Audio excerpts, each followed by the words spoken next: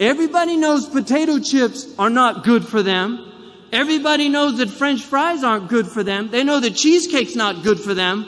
But nobody will dare speak out against the deviant sexual practices that occur in this country and are not only not talked about, are promoted by mainstream entertainment and society. Promoted.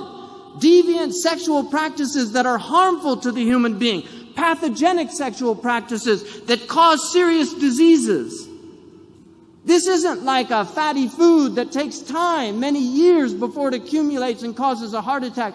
This is a one-time possible death sentence.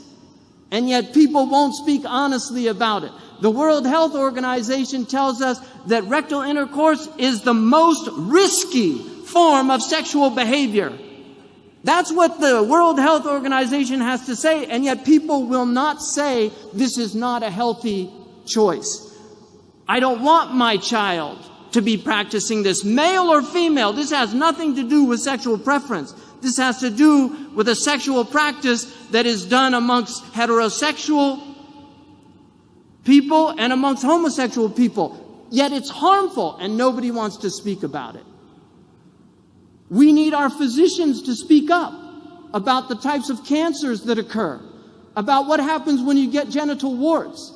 I worked for a gastroenterologist and saw firsthand what happens to people. Nobody wants to talk about this. And yet we have a society now where they say just get a vaccination for HPV as if this is some normal event that's going to happen in your life. You're just going to get HPV. No, there are many strains of HPV, but sexually transmitted HPV is a very specific type that is transmitted through sexual practices when people are having multiple partners or practicing types of sexual behavior that are unacceptable. This is the reality of our culture. We need to have honesty amongst our physicians.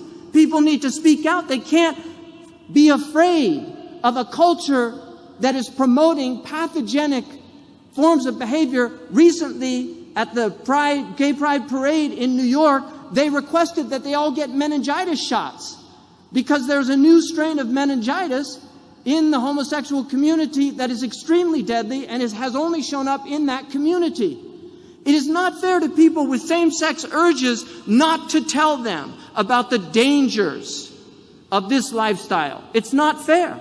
For young people, old people can make their decisions, but a 15-year-old kid in high school, he deserves to know the nature of these practices.